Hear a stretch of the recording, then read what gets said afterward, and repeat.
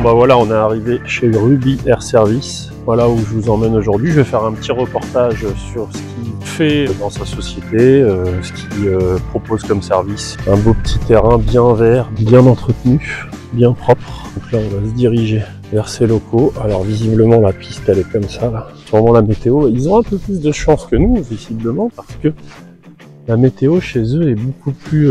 c'est nuageux mais on dirait que le plafond est plus élevé. En tout cas à Tours on a vraiment un plafond qui est pas top. On peut pas voler en ce moment à Tours, c'est très compliqué. Donc là il y a une petite un petit abri là qui permet de recevoir les gens, je pense, pour les baptêmes ou pour les cours. Un peu de tout quoi. Je suis à la recherche de Fred. Alors Fred il se cache dans sa grande propriété. Il doit être dans le hangar je pense. Voilà, donc là on peut voir les hangars dans le fond là-bas. Je vais vous faire voir la piste qui est vraiment sympa. Alors la particularité de cette piste, c'est qu'elle est en légère pente. Alors moi je suis venu me poser une fois ici. Effectivement il y a une légère pente. Alors c'est une piste qui a une caractéristique un peu spécifique parce qu'en fait on peut décoller que dans un sens. Alors je me rappelle plus comment elle est orientée cette piste. On peut décoller à partir de là-bas. On s'aligne et hop. Et par contre pour l'atterrissage, bon bah c'est préférentiel dans ce sens-là. Même si on peut aussi se poser dans l'autre sens. Mais c'est vraiment pour le décollage, on n'a pas le choix, on est obligé de décoller là parce qu'il y a des maisons, il y a tout un panel de choses à survoler au décollage. S'il y a un problème, ça deviendrait très critique. Je crois que c'est 350 ou 400 mètres, enfin une piste assez conséquente quand même, dans la campagne, bien sympathique. Il y a quelques obstacles, mais bon, pour des ULM, il n'y a absolument aucun problème pour venir se poser ici. Et d'ailleurs on peut voir dans les hangars, on verra tout à l'heure, parce que je sais pas trop si on peut filmer dans les hangars, mais en tout cas on verra dans les hangars qu'il y a un peu de tout comme machine. Hein? Ça rigole pas. Ah non, même sur la tondeuse, t'as la sonde. Et je suis allé remplacer la sonde d'origine Renault par une sonde Rotax. Attends. Ah au moins t'étais sûr que ça tombe pas en panne quoi. Voilà, hein. Et puis voilà. Donc finalement ça a pas tenu quand même quoi. Elle est morte. Est-ce que tu as des places à louer? Alors oui, alors tiens, si tu tournes là, tu tournes par la droite là, hop, tu vois ici le hangar qui est là. Donc c'est un vieux hangar et là le projet c'est à l'étude de le casser et d'en reconstruire un neuf qui va se loger dans le bâtiment qui est là. Ah oui d'accord, ok. Pour me permettre d'accéder de mes ateliers, la zone ici sera la zone de ah oui d'accord, parce que là ton atelier il est là et en fait donc, à chaque tu veux fois, faire un hangar qui fasse tout le long voilà, pour pouvoir à chaque accéder. fois quand je travaille sur un avion, il faut que je fasse le tour, s'il pleut et tout, c'est pas pratique. D'accord. Donc c'est très vieux et voilà. Donc, bah ça a fait son temps aussi. Ça a fait son temps. Voilà. Donc là c'est quoi? C'est le guépard de l'école? Voilà, c'est le guépard de l'école. 912. Exactement. Au taxe. Il a 80 chevaux. 80 chevaux. C'était le dernier guépard fabriqué. Je crois qu'il est 2016 ou 17. Ah oui, il est vachement récent du coup. Oui, en fait, il avait fait les super guépards et un jour il y a un client qui a dit moi je veux un guépard. Il dit mais on fait plus le guépard maintenant, c'est le super guépard. Oui mais je veux un guépard. Bon bah alors il a rouvert la ligne de fabrication pour faire un guépard. D'accord. Et c'est celui-là. Ok. Donc la cellule est relativement récente et c'est comme tous les guépards, sont des bonnes machines, hein, agréables. Et puis là, t'as le dernier avion que j'ai. Ah oui, le fameux Sting, ouais. Voilà, ah oui, d'accord, ok. Le Sting Carbone. Tu veux pas nous le faire une petite présentation, nous le débâcher, nous le faire voir rapidement? Parce que moi, c'est une machine que je connais pas plus que ça, donc effectivement, c'est toujours intéressant.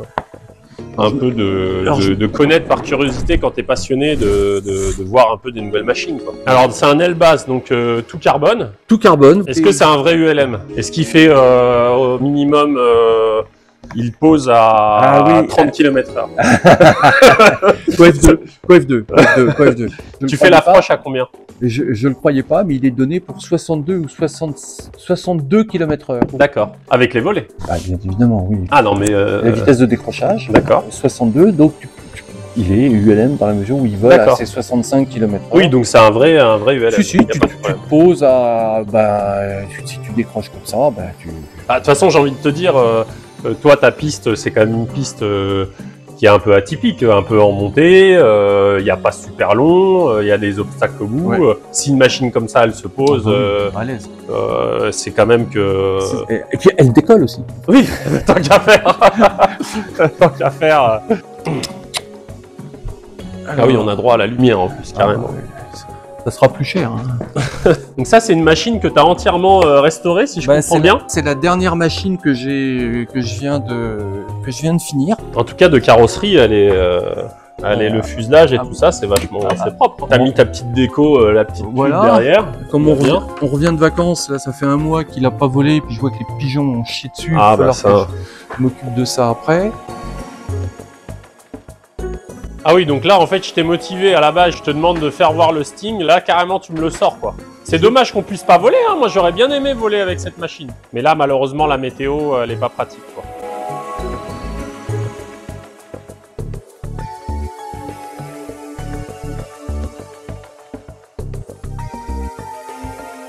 Bon, écoute, on va juste le mettre en route. Bah écoute, ouais, avec plaisir. Hein. Est-ce qu'il démarre bien, ton Rotax? Tu l'as révisé, c'est toi qui as fait la révision, j'imagine? Il a été entièrement rénové. D'accord. Combien d'heures, du coup? De quoi? Combien d'heures à le moteur? Combien d'heures à la cellule? Le moteur, là, maintenant, il a 5 heures. Il est reparti. Ah oui, d'accord, il est reparti plein potentiel, là. Plein potentiel. D'accord, ok. Ah oui, donc là, c'est vraiment une machine qui est prête à faire feu. Ah bah là, oui. Et la cellule, c'était un monsieur qui l'avait acheté neuf. Il a arrêté de voler, quoi. Donc, elle est restée pas mal d'années sans voler, à vrai dire. D'accord. Il est allé au Maroc avec, il a fait un peu de vol. Et c'est une machine qui, en 20 ans, a peut-être fait, je sais pas, 370 heures, quoi. Ah oui, d'accord. Ah, faut peut-être que t'enlèves ta cale en bas, par contre, si tu veux qu'il avance. Ah, ça serait mieux, hein. Mais oui, de toute façon, ça, c'est une machine qui est plus axée voyage, quoi. Bon, disons qu'il est quand même facile, très, très facile à piloter et à prendre en main. D'accord. Et c'est le genre de machine agréable. T'as des machines, elles sont fines, faut être dessus, voilà. Ah bah c'est toujours la polémique à l'époque quand on s'était connus pendant l'essai du D24. Et effectivement, c'était la polémique, oui, fin, c'est quoi pas fin. T'as des trucs, bon, t'éternues, ça bouge, c'est... Ouais. Ah, il est dégueulasse, là. En fait, les oiseaux, ils ont cru que c'était leur toilette, quoi. Ah bah ouais. Et je vais lui mettre un coup de jet d'eau parce que c'est dégueulasse, hein. C'est la nature, hein. On est à la campagne. Hein. Ah oui. Il y a 500 heures de travail dessus. Mais alors, quand tu dis 500 heures, ça veut dire quoi 500 heures? 500 heures de feignant ou 500 heures de je bois un café et je visse un écrou? C'est quoi 500 heures? C'est 500 heures vraiment? Non, c'est 500 heures dans le canapé en train de le regarder allongé, tu vois. Et je compte pas les heures passées sur le moteur puisque je l'ai envoyé chez Relais Lauravia. D'accord. Donc je l'ai envoyé chez Lauravia et c'est eux qui l'ont refait. D'accord. Et tu passes une semaine, 15 jours à refaire un moteur. Hein. Ah ouais, donc un petit peu de produit pour dissoudre ça, là. Pour dissoudre un peu les crottins là. Alors il n'y a pas beaucoup de cordes hein, là-dessus. Hein. Je vois l'aile est assez fine. Ça doit filer quand même. Ah oui, ça vole à combien ça? 245 km/h. 245, mais avec 50 km/h dans le cul. Non. Ça peut aller beaucoup plus vite alors dans ces cas-là. Ça peut aller beaucoup plus vite. Donc 245 à quel régime? À fond. Une pointe à 5600 et quelques tel qu'il est réglé. Donner la vitesse à fond, ça veut tout dire et rien dire en soi. Oui, bien sûr. Mais seulement c'est un indicateur. Tu vois bien que qui peut plus peut le moins et s'il est capable de voler à cette vitesse-là, quand tu vas réduire, tu auras des vitesses de croisière ou intermédiaire rapides. Oui. Il y a des machines à fond, elles vont à 130. Bon si le même moteur dans une cellule ça t'emmène à 300 à l'heure, tu te dis tu vois à quel genre de bestiaux tu as affaire. Oui, bien sûr. Alors ça, c'est fait en République tchèque. Hein. Voilà. D'accord, ok. Et donc c'est toujours fabriqué? Ah oui, bien sûr, il est toujours fabriqué. Alors je vois qu'il y a un espèce de rond là, c'est pour le parachute, j'imagine? Oui, c'est ça. Et c'est que tu l'as pas installé ou c'est qu'il n'y en a pas? J'attends qu'il soit vendu pour acheter le parachute à ce moment-là. Ah oui, d'accord, oui, c'est que tu veux pas l'installer trop tôt. T'as raison finalement, parce que si tu mets un certain temps à le vendre, ça va être des mois passés inutilement pour la pérennité du parachute. Tout à fait, donc ça sert à rien. C'est dans le but de préserver la date de péremption. Oui. Je sais bien qu'on ne sait pas la période pour le vendre puisqu'on est à ça veut rien dire. Après, si tu fais un achat, tu cherches une machine pendant un certain temps, des fois, il faut peut-être pas trop perdre de temps quand t'as la bonne machine, quoi, qui se présente. Parce que j'imagine que des machines révisées, garanties, parce qu'elle est garantie là, c'est ce que tu me disais en fait. Comme toi, t'es professionnel, c'est une machine que tu vas garantir. Tout à fait. C'est pièce et main d'œuvre ou c'est que pièce et main d'œuvre. Pièce et main d'œuvre, d'accord. garantis 1 an, pièces et main d'œuvre. Donc ça veut dire, alors si je comprends bien, que si je t'achète la machine, je me pose, je casse en posant, je viens te voir et tu me la répares gratuitement. C'est ça, ouais. Tu fais du bel. Non, c'est pas ça alors. Il va falloir t'expliquer ce que c'est qu'une garantie. Ben moi je pensais que ça marchait comme ça. Je pensais qu'on arrivait, paf, on casse la machine, on appelle Fred. Ah bah j'ai cassé. Non, là, non. C'est pas qu'on va te la réparer, c'est qu'on t'en renofre une neuve. Ah d'accord. C'est encore mieux quoi. Ah bah c'est bien, ça, je commence à me... Ça commence à m'intéresser finalement. Tu te renseignes un peu dans le monde de l'ULM, c'est ça, tu débutes. Ouais, il y a l'air d'avoir de la place quand même dedans.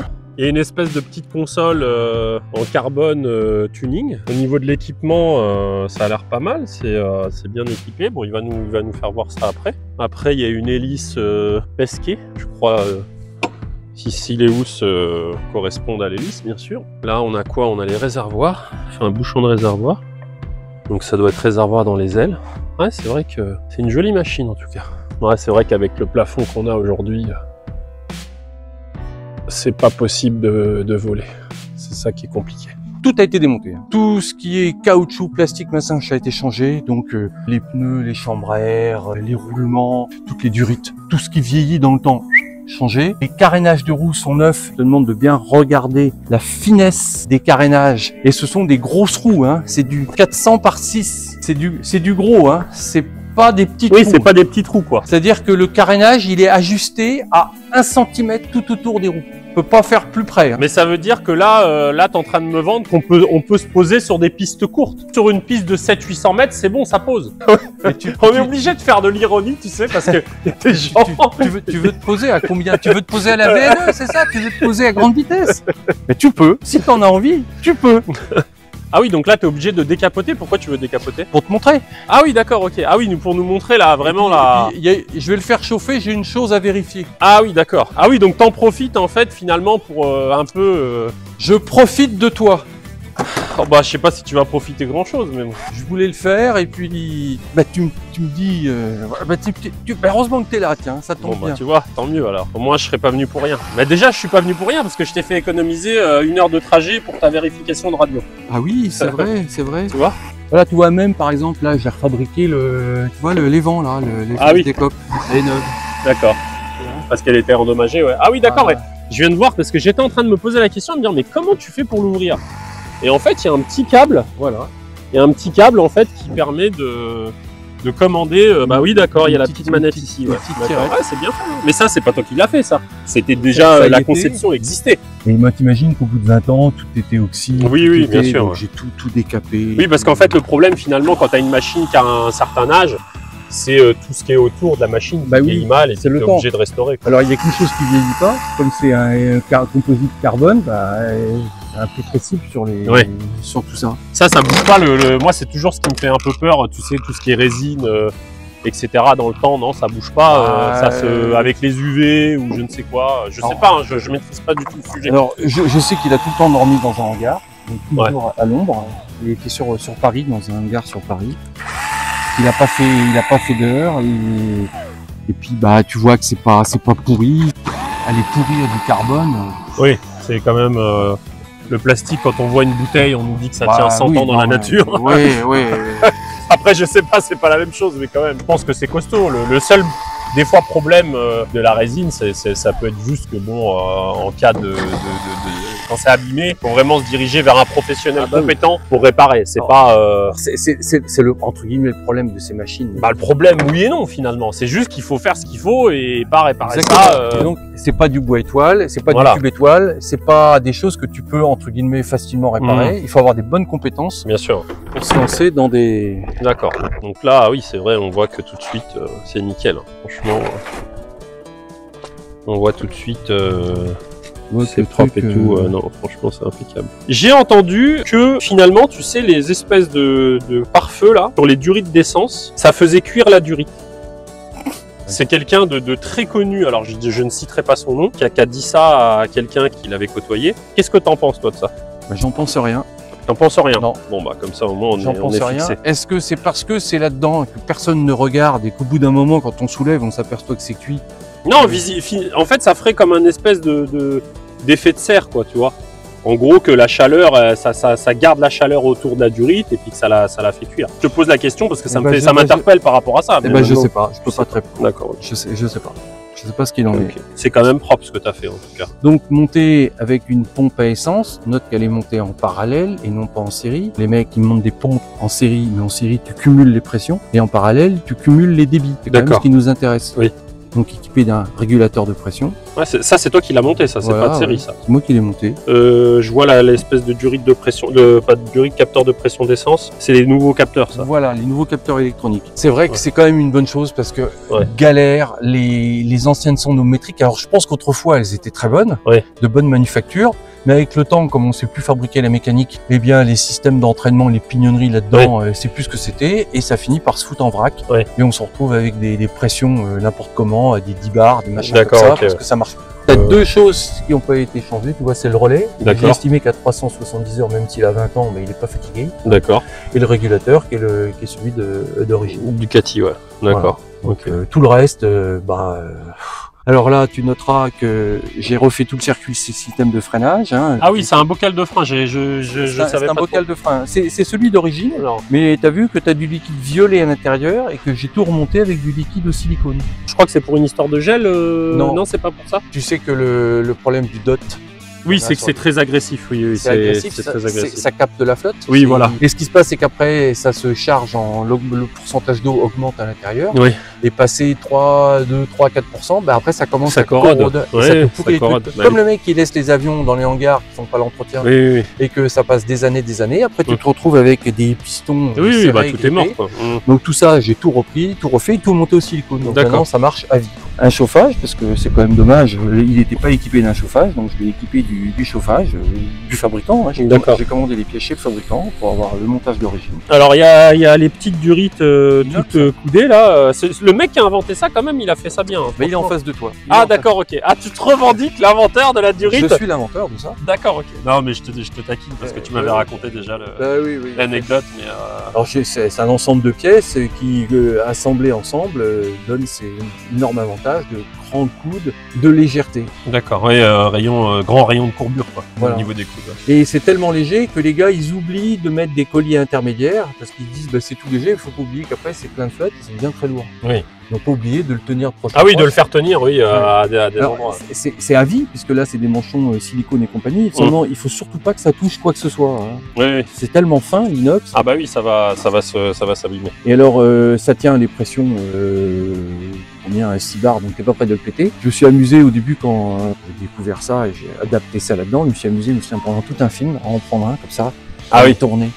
Il va bien finir par péter. J'ai jamais réussi à le péter. C'est-à-dire, pendant 2 heures d'un film, à m'occuper les mains.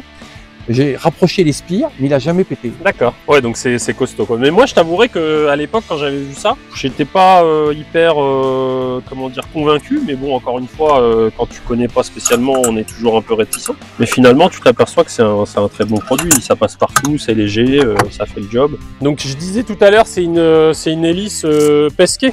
Voilà, c'est une hélice pêche-queue. Pêche-queue. Alors c'est pêche-queue. C'est qui fabrique ça, cette marque? C'est polonaise. Ok. Alors c'est un des tout premiers à avoir fait des hélices comme ça à effet constant speed. Ah oui, d'accord. Un peu comme les hip-hop. Les hip-hop, voilà. Et donc les hip-hop sont aussi bonnes qu'elles. Elles ont les mêmes principes de rendement. D'accord. Et c'est eux qui ont inventé ça au tout début. Alors celles-là, elles sont en plus aéro-élastiques. C'est vrai que c'est léger, que c'est performant, que bon, voilà. Il n'y a pas d'intérêt du coup à mettre une autre hélice finalement là sur cette machine. Si t'es hip-hop, c'est français hein, quand même, donc c'est Cocorico, hein. T'as Duc qui est français, qui sont aussi des très bonnes marques. Hein. D'ailleurs Duc aussi ont bien progressé puisque leurs dernières évolutions de Skrill et compagnie ont un effet constant speed existant. Hein.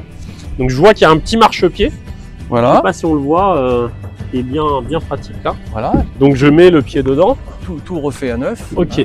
Donc là, ah oui, t'as carrément la petite boîte à gants.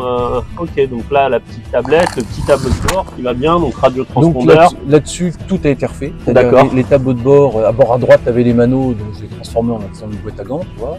D'accord. Et tous les tableaux ont été ou redécoupés ou repeints, et tous les instruments remontés ou changés. En haut, là, un horizon artificiel. Un horizon artificiel, voilà. Alors mécanique. Voilà, il est tout mécanique celui-là. Voilà. C'est-à-dire que c'est pas avec un gyroscope.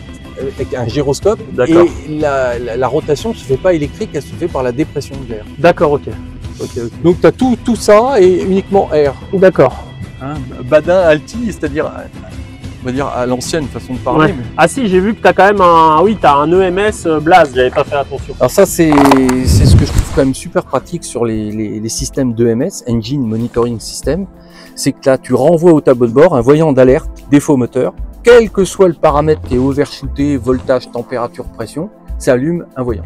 D'accord. Et tout de suite, tu peux aller au résultat, voir ce que tu as comme Ce problème. qui va pas, ouais. Alors là, pourquoi il s'allume du coup? Parce qu'il est froid. Ah oui, d'accord, ok. Parce qu'il n'y a pas de pression, il n'y a rien. Hein. Ok. Tout Est à froid, donc là il se dit... ne tourne voilà, pas, donc, ça va pas. T'as une jauge centrale, il y en a qui, les deux réservoirs sont... Alors, il n'y a qu'un seul réservoir. Ah, il y a qu'un seul réservoir. Il est central, tu as 71 litres utile D'accord. et il y a une double jauge, tu préfères, tu vas pas le voir parce que tu as une LED ici qui va pas s'allumer parce qu'il est plein. Tu as un système de, comme dans une nourrice, de détection hard de niveau bas. Qui D'accord. va allumer une LED, je crois que c'est, je sais plus où je l'ai marqué, je crois que c'est un 8 allumé à 6 litres. D'accord. Quand il sera allumé fixe, il restera 6 litres. D'accord. Donc 6 litres, ouais, ça te fait 20 minutes de vol, quoi. Ouais, À peu près, quoi. à régime élevé. Oui, Tu réduis un peu, bah, en 20 minutes, tu as le temps quand même de rejoindre un terrain et, et de te poser et de pas subir une... Et puis si tu fais attention, normalement, t'as pas à rentrer dans ce... Oui. Dans ça, quoi. Si tu gères. Hein. Si tu gères bien ton essence et que tu fais pas comme moi. Quoi, non, mais toi, c'est pas pareil. Toi, tu as une rupture de canalisation. Ah, c'est pas une rupture, c'est un bouchage. une obstruction de canalisation volontaire. Sur une machine neuve, Voilà. qui a été pas très bien montée. Voilà. Bon, pas très bien montée, peut-être pas très bien montée, mais pas bien vérifiée. Pas bien vérifié. Oui, ça arrive. Hein, c'est une faute d'assemblage Voilà. qui a généré une panne. Mais effectivement, il voulait ma peau. Donc là, tu fais le brassage. Voilà, c'est ça. Alors, tu vois, le défaut, c'est que je m'aperçois que la nourrice est haut perchée dans le moteur et que ça a tendance quand même à... C'est chiant pour remonter le... oui, tu vois, j'avais une fuite ici, une fuite de liquide de refroidissement ici au niveau du raccord qu'elle a. Et j'ai cru que c'était au début la petite bouteille, tu vois, qui était percée. Alors je l'ai démontée, je l'ai éprouvée, elle perçait pas. Puis bah j'avais une autre durite, bah, c'est ma durite, peut-être le collier, donc j'ai remonté un autre collier, ça continue encore à goûter. Donc là j'ai changé complètement la durite, remis un collier. Bah, j'espère que ça va arrêter de fuyoter, quoi. En tout cas, c'est super propre. C'est vraiment nickel. Franchement, c'est vrai que quand tu pars sur une machine comme ça, au-delà de vendre ou quoi, quand tu vas voler avec ça, déjà, tu es un peu plus en confiance. Par exemple, les marchepieds démontés, sablés, repeints, vernis, remontés avec des boulons inox. D'accord. Le détail du boulot, bon là il est un peu sale parce qu'il a servi, forcément, c'est un marchepied, quoi. Mais puis là il a pris un peu la poussière, mais il a été tout refait. Chose aussi neuve, c'est toute la sellerie. Ah oui, t'as refait faire ça par un sellier professionnel. Un mec qui est venu. D'ailleurs, donc c'est des housses qui se démontent ou tu sais pas? T'as ramené le siège entier, quoi. Oui, j'ai ramené le siège entier. Les mousses étaient belles et on a choisi un tissu et du simili-cuir avec du tissu. Et tout ça, c'est neuf. D'accord, ok. Bon, bah allez, on te laisse mettre en route. Attention, moteur.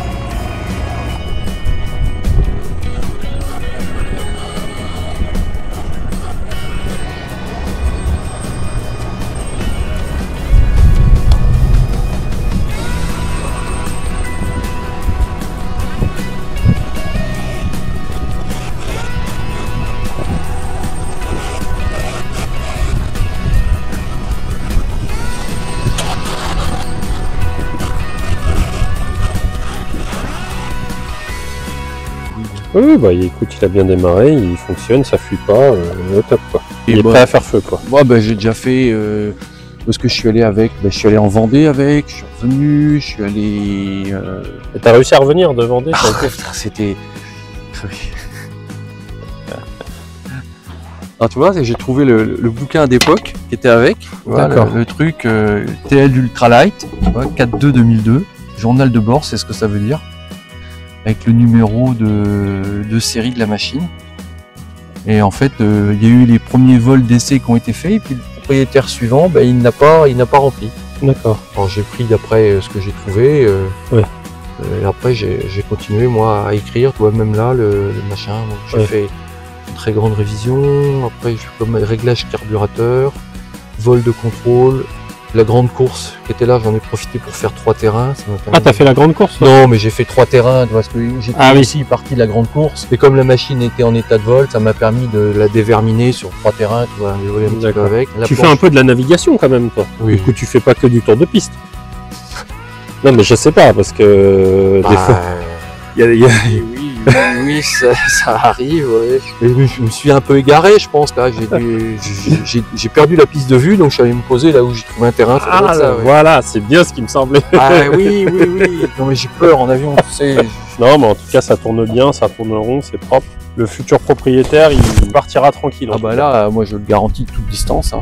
Partir avec. Donc toute distance, tu penses qu'il peut aller loin Bah, il peut aller où? L'essentiel, c'est qu'il sort le champ de vision, tu vois, une fois qu'il est hors de vue, c'est bon après. Hein. Parce Ah, que c'est c'est garanti 1 an pièce et main d'œuvre. Là, sur Ah la- oui, d'accord, sur la base. Ah, c'était ça la subtilité. Ah, bah oui, je comprends bien. oui. Ah là là, oui. Ah là On va pas trop en faire non plus. Hein. Ah, oui, bah oui, c'est clair. Déjà, Ça la pourrait crise, donner des ailes à certains, des envies d'aller un peu trop loin. Hein. Bah, c'est clair. Elle est tellement agréable à piloter, tellement facile, elle est rapide, elle est facile, t'es bien dedans, tu vois, t'es bien assis. Oui, parce que ça y fait quand même. Bah, y a des avions, tu vois, pour les grands comme moi, on n'est pas très bien à l'intérieur, tu Ouais. vois.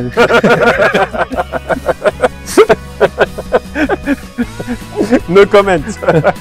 Tu vois, là ça va. Là ça va. Dédicace à Benoît, j'ai envie de dire. Il se reconnaîtra. Bon, tu t'enlèves tes crottes là. Bah, j'aimerais bien que ça parte. Faut frotter là avec ton produit magique. C'est un produit que tu vends, ça, c'est encore une arnaque. C'est vrai, c'est une arnaque. Ouais, bah oui, bah voilà, je me doutais bien que on aurait Pas du trouvé. tout, hein. Ouais. Ah si, quand même, ça commence à partir. Bon.